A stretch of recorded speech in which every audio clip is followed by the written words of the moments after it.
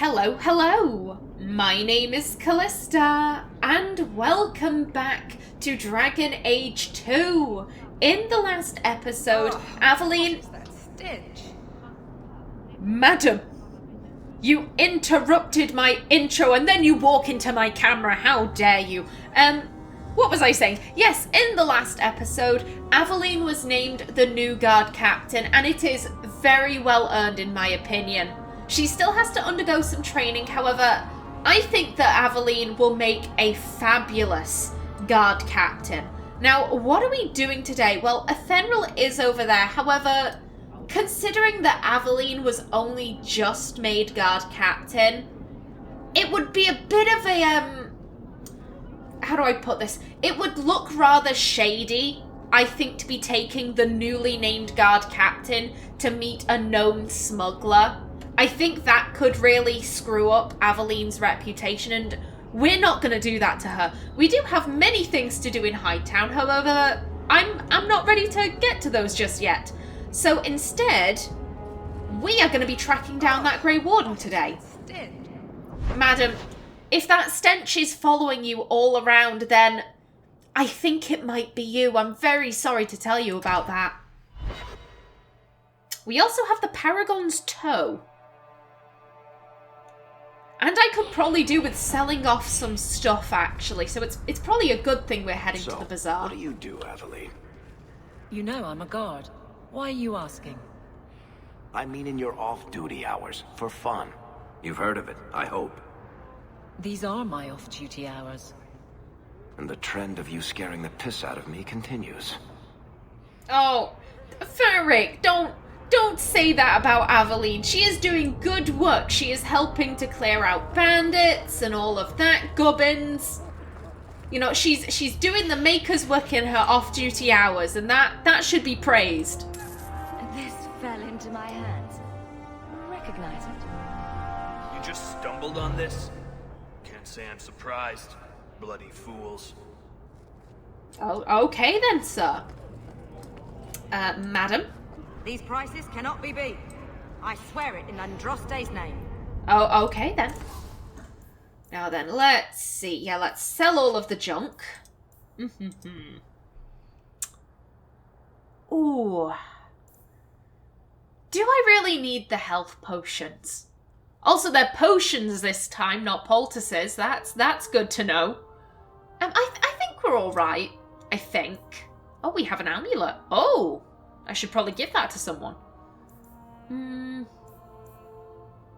These can both go, because I'll never use them. And let's see. What we have improves with level up, so I might as well just sell these. We can sell the shields, absolutely. And the bows. And we have 2 better staves in storage. Let's see. Yeah, that can go. There we are.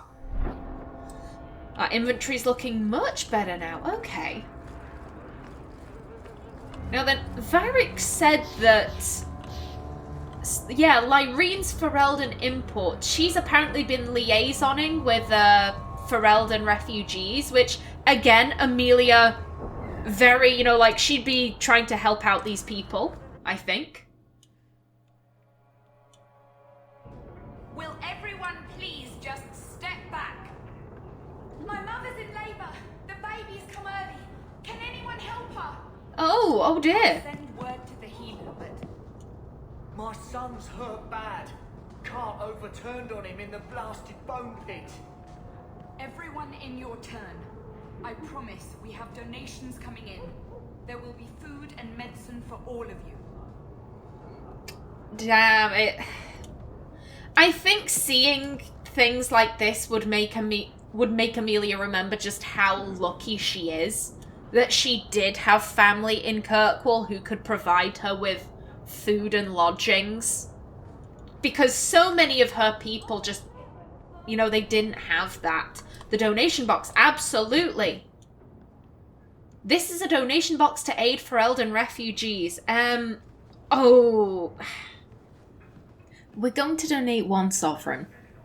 We're trying to save up. We really can't afford the 5 sovereigns. But we can spare at least 1. Oh, and we got XP for that. Thank you. DAI Imports. And a crate. Yoink. Ooh, gloves. Oh, they're better than what we have. Thank you. Oh, and they look nice too. Oh, that's always a bonus. Okay, and there's nothing else in here. Now then, Lyrene, sorry to jump the queue a bit here. If you're seeking aid, leave your name with my girl. We serve everyone here. No one came from Ferelden without trouble. But I can't give priority to anyone who's already found work and lodging. I'm looking for someone. Can I help? I'm here to shop. Yeah, I do think Amelia would want to help out her people. One, these are her people. She's not a marcher. She will never be a marcher. She is Ferelden. And to see her people suffering like this when she's, let's be honest, she is in a kind of decent position. She has a home, she's earning steady money, and she's getting more jobs as she goes. So she is in a position to help. And also, I'm pretty sure that the Chant of Light says something about, you know, helping out your fellow man and doing good deeds. So I think out of all of these, I think her first thought would be, can I help? Because bear in mind that she is a healer. So she could potentially help them out with some magical healing if they needed it. Is there a way I can assist these people? If you've coin to spare, we won't turn it down. Donations go in the box up front. Anything else? Yeah, I am also looking for someone. I hear you know where I can find a Ferelden Grey Warden. Only Ferelden Grey Warden I've heard of slew the Archdemon to save us all. Fat lot they care here. We're out of the Blight's path now. Why would you need a warden? The healer was one of them once, wasn't he? A warden? Well, he's not now, and busy enough without answering fool questions about it. Why so defensive? I won't bother him. That's who I need. Yeah, I will just say, Amelia's mind hasn't jumped immediately to Mage. Healer doesn't necessarily mean mage. It could mean someone who knows how to make potions and use elf fruit really well. So Amelia's first thoughts are like, not only is he a Grey Warden, he helps people. That's like, first impressions are really good with Amelia right now. Can't say what they'll be in a few minutes, but... Then I'll only ask very smart questions. I do not joke, Sirrah. You see what our people face in Kirkwall. They have no jobs, no homes. Most can barely buy bread. This healer, he serves them without thought for coin. He's closed their wounds, delivered their children. And yet he needs to hide. He's a good man. I won't lose him to the blighted Templars.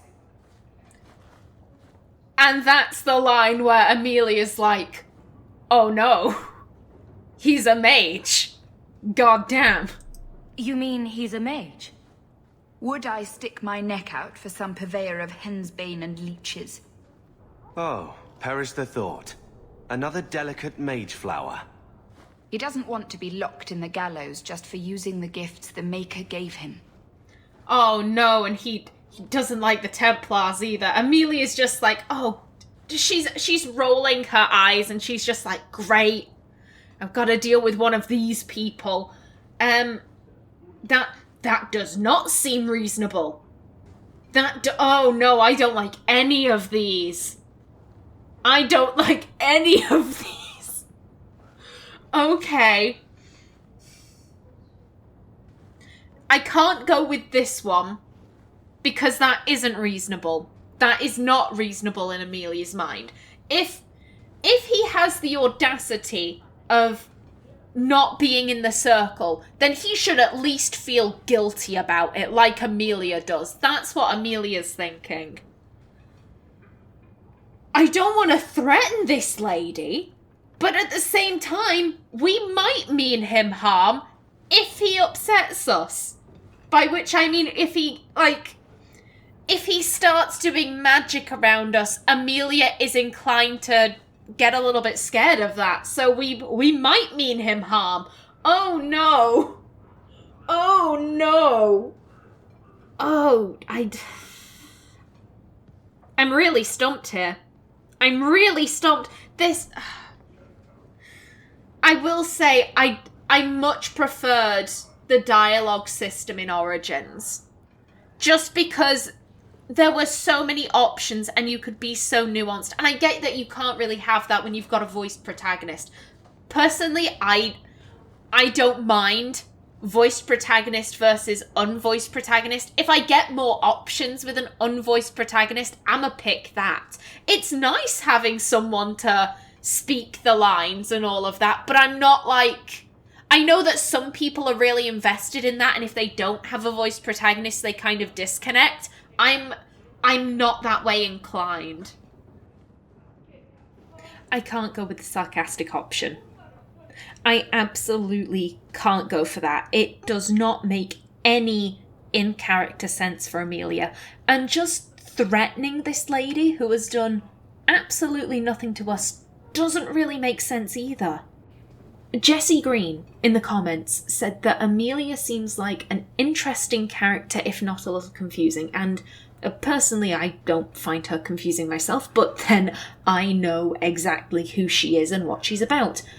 But I will say that I absolutely have a way harder time verbalizing that than I ever did with Artin. Artin was very logical. Everything she did could almost be reduced down to like a flow chart. They did this, therefore I'm going to do this. Amelia is the complete opposite. So much of her thinking is based off of emotion. She is petrified of mages and magic. Mages who live in the circle and are very devout, she feels a bit better around them, but she's still scared. Mages who are very apostate scare her to the point of aggression, but this mage is using his powers to help people out, who can't afford to go to legal mages. He's saving lives, which is a good thing, and honestly, I can see Amelia doing something a little bit similar. But at the end of the day, he's still a mage, therefore he is dangerous. Part of the Maker's teachings state that he gave humans free will so that they might sin and fail or achieve glory on their own strength. Therefore, he has the free will to say he doesn't want to live in the circle. But he's also ignoring how much danger he could be putting other people in. It's that gets Amelia. The chant does also speak about compassion and forgiveness, and Amelia really tries to keep the chant in her heart. I don't think Amelia is going into this to hurt this guy. If he threatens us, that's one thing, but if he's chill, then we won't harm him. Your healer is in no danger from me. Right. Perfectly safe if he cooperates. I suppose it isn't my secret to keep. Anders has certainly been free enough with his services. Refugees in Darktown know to find the healer, look for the lit lantern. If you have need enough, Anders will be within. My wife died yesterday. I'm taking up a collection to afford the burning. Oh, I'm sorry, sir. This is depressing. I haven't eaten all day. Oh, if Amelia had a sandwich, she would give you that sandwich, madam. Yeah, I think Carver put it best. He is perfectly safe as long as he cooperates. If he starts being uncooperative, then we have problems. And, a large group of people. Surely nothing bad could happen. Hey, we heard you in there asking about the healer. We know what happens to mages in this town. And it ain't gonna happen to him. I won't hurt him. Are you threatening me? Back off. Oh, we'll just let Carver deal with it. You want him safe? Don't pick fights with other Fereldans while the Templars are after us all. Ferelden? But your clothes. I figured you for a Kirkwaller, sorry. Maker bless the rule of our Queen Honora.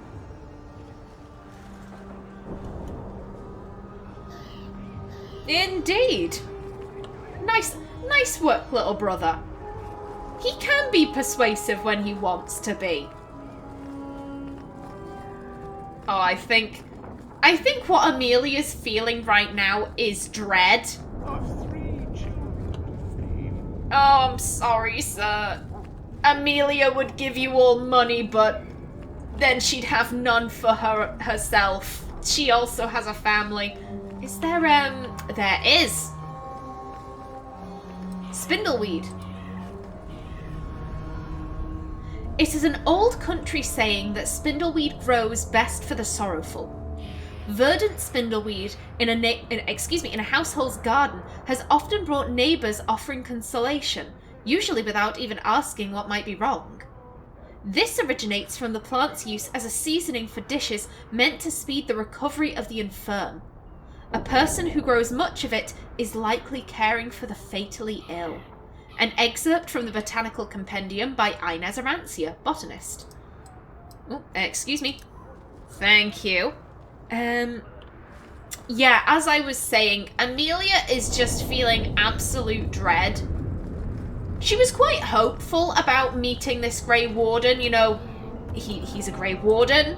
He was a healer. Those are all, you know, really good qualities in Amelia's mind. And then to find out that he's a mage on the run from the Templars, she's just like, please let this go smoothly. I can't be dealing with these people. As I said, Amelia is just petrified of magic and other mages because they pose potentially a great deal of danger to her. Oh, what are we gonna find here?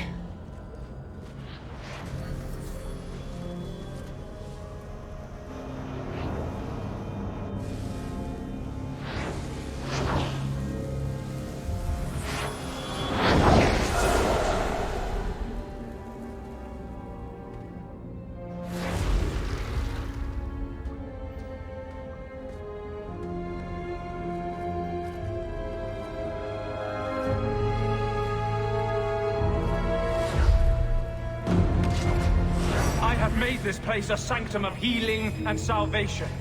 Why do you threaten it? Oh no, he's got his staff, he's holding up his hand. That's a threat. That's a threat right there. I want to know about the deep roads. Did the Warden send you to bring me back? I'm not going. Those bastards made me get rid of my cat. Poor Sir Pounce-a-Lot. He hated the deep roads.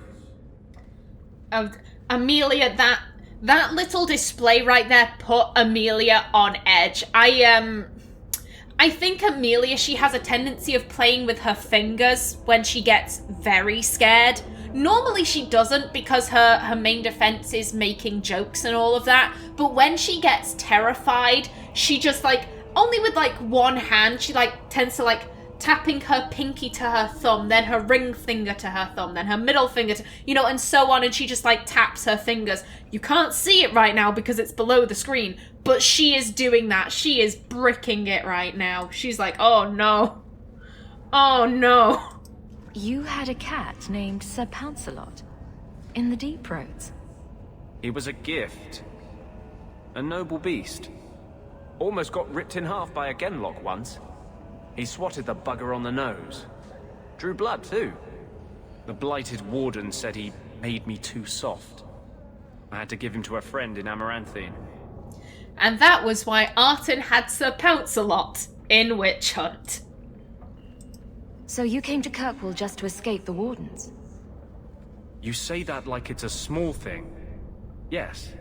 I'm here because there's no Warden outpost, no Darkspawn, and a whole host of refugees to blend in with. And some reasons of my own. I've always heard that joining the Wardens is for life. That's only partly true.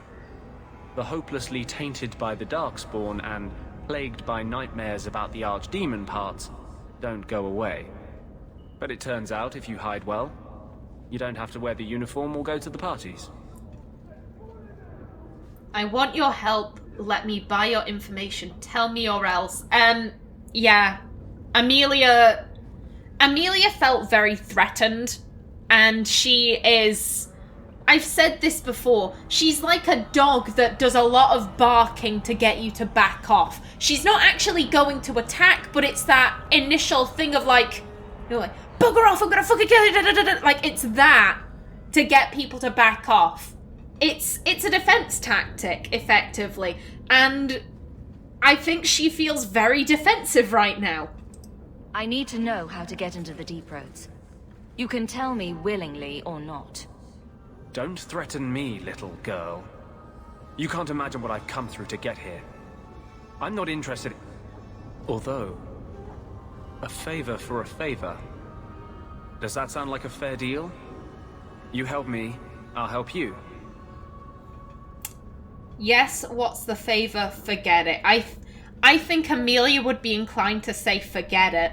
She does not want to work with this man. We'll get to the deep roads ourselves. Wait. I have a Warden map of the depths in this area. But there's a price. I came to Kirkwall to aid a friend. A mage. A prisoner in the wretched gallows. The Templars learned of my plans to free him. Help me bring him safely past them, and you shall have your maps. Oh no! This is just getting worse and worse and worse. Amelia is like, oh god. Oh god. This is awful. I'm loving it. Me as the player, I'm loving it, but Amelia is just like, my heart, it breaks. Why am I involved in all of this? Tell me about your friend. His name is Karl Thekla. He was sent here from Ferelden when Kirkwall Circle required new talent. His last letter said the Knight Commander was turning the Circle into a prison. Mages are locked in their cells, refused appearances at court, made tranquil for the slightest crimes. I told him I would come. This is clearly this Karl being very oversensitive. Most mages are, in Amelia's opinion. Are these accusations true? Ask any mage in Kirkwall. Over a dozen were made tranquil just this year. The more people you ask, the worse the rumors become. Yeah, but they're just rumors though, mate. Maybe those mages had very good reason for being made tranquil. Maybe some of them asked to be made tranquil. Admittedly, I do kind of think that Amelia would find that troubling. Amelia is rather freaked out by the tranquil. Not in like a... How do I put this? A lot of people treat the tranquil like they're less than human. It's not that. It's just they're so emotionless. They are so stoic. And I think Amelia does get a bit on edge when she's around them. She likes them. It's impossible for them to, you know, become abominations. So she's like, hey, I like you guys. I just really don't want to ever become one of you guys. That freaks me out a bit. What do the Templars know of your plans? I don't know. I had been exchanging notes with Karl through a maidservant in the gallows. Then the letters stopped coming. You want to make your friend an apostate? That's such a weighted term. Yes, Andraste said magic should serve man, not rule him. But I've yet to find a mage who wants to rule anything. It goes against no will of the Maker for mages to live as free as other men. Mages must be contained. Mages can do things that the average, everyday person can't. Mages fall to demons. The Chantry can't trust them with the same freedoms as normal men. You are a mage yourself. I feel the power in you. How can you say that? Never mind. I do not seek debate, only your aid. How do you plan to break him out of the gallows? I'm hoping it won't come to that. I sent Karl a message to meet me in the Chantry tonight. Maker willing, he'll be there, alone. But if there are Templars with him, I swear I'll free him from them, whatever the cost. Oh god.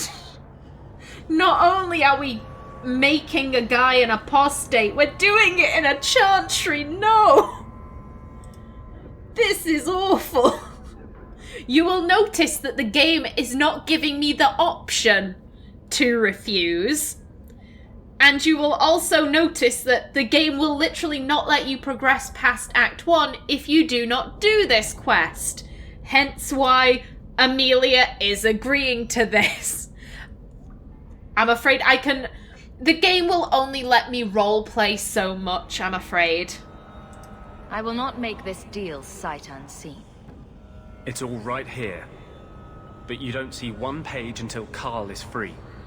As if the Templars need another reason to hunt us. These are my terms.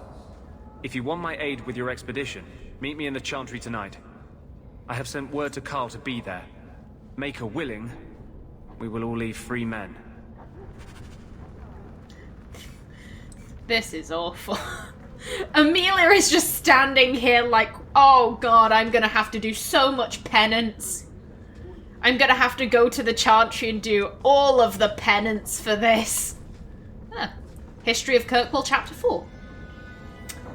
The Threnhold family assumed its foreboding control of the city at the very onset of the Dragon Age, less than a week after Marek Thurin retook the Ferelden throne from Orlais.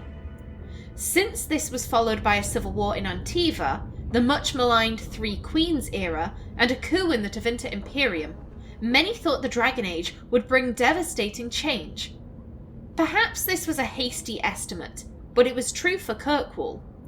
Viscount Chivalry Threnhold was a vicious thug who took power through a campaign of intimidation, and his son Perrin, who succeeded him in 914 Dragon, was even worse. Taxes were crippling, and Perrin Threnhold used the ancient chains extending from the Twins, standing at Kirkwall's harbour, unused since the new Exalted Marches, to block sea traffic and charge exorbitant fees from Orlesian ships. The Empire threatened invasion following the closure of the Waking Sea passage, and for the first time, the Chantry used the Templars to pressure the Viscount. Until that point, the Templars had done nothing to counter the Threnholds, even though, as the largest armed force in Kirkwall, they could have. Knight Commander Gillian's only written comment was in a letter to Divine Beatrix III. "It is not our place to interfere in political affairs. We are here to safeguard the city against magic, not against itself." The Divine, as a friend to the Emperor, clearly had other ideas. In response, Viscount Perrin hired a mercenary army, forcing a showdown with the Templars. They stormed the gallows and hung Knight Commander Gillian, igniting a series of battles that ended with Perrin's arrest and the last of his family's rule. The Templars were hailed as heroes, and even though they wished to remain out of Kirkwall's affairs, it was now forced upon them. Knight Commander Meredith appointed Lord Marlowe Dumas as the new Viscount in 921 Dragon, and she has remained influential in the city's rule ever since. From Kirkwall, the City of Chains by Brother Genitivi, 924 Dragon. I think this entire incident really gives a great deal of insight into Meredith. She has seen what has happened when corrupt politicians rule the city as they see fit, and then they hung her own Knight Commander, potentially in front of her. And I'm not going to bring this up right now, but because of incidents that occurred earlier in Meredith's life, this must have been extremely harrowing. I can only imagine the amount of distress this caused her. And so I'm not saying she's in the right for being so involved with Kirkwall's affairs. If you've got a decent Viscount, then you can just leave him be. But I'm just saying I can understand where she is coming from. I don't think she's right, but I understand her motivations. I really like Meredith. I think they created a very fleshed out character with her. I can't exactly say the same about Orsino, who is the head enchanter, first enchanter rather, of the Kirkwall mages. Orsino, he's kind of odd. I can't really get into it because spoilers, but it's a bit weird. That's how I'm gonna word that. It's a bit weird. Also, I would just like it noted that I like to imagine that during the day, Amelia went to the Hanged Man, had some drinks with Varric, and he kind of sat her down and said, listen, you need to do this. And that's why Amelia is going along with this plan. But for Varric saying, you know, very, very charming words, you know, and saying, oh, this isn't really an affront to the Maker. You're safeguarding the Maker's interests in all of this, Amelia. That's what you're doing. You're not making a man an apostate in a chantry. You're helping to make sure that maybe this doesn't go as badly as it might be. And that's why Amelia's doing this. It's not because the game is forcing me, it's because Varric talked her into it. Oh, and I saw Karl go inside a few minutes ago. No Templars so far. Are you ready? I guess. I didn't see anyone suspicious out here. Let's do this fast. All right. I'll handle the talking. You watch for Templars.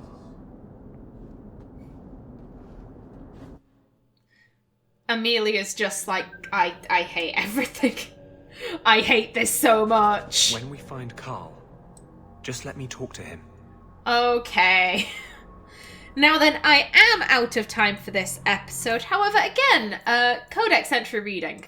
And I once again forgot to read them at the end of the last episode. I'll probably split this up.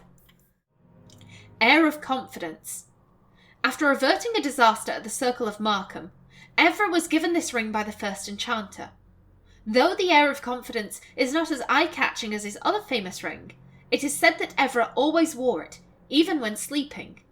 The exact magical properties of the Air of Confidence are a subject of much speculation amongst minstrels. Amulet of Ashes. A ruined piece of charred wood hangs from its setting of half-melted gold. Holding it over an open flame, however, reveals its powers.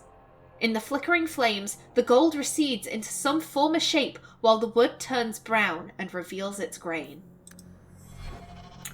There we go! Alrighty then, in the next episode, we're gonna be helping out Anders.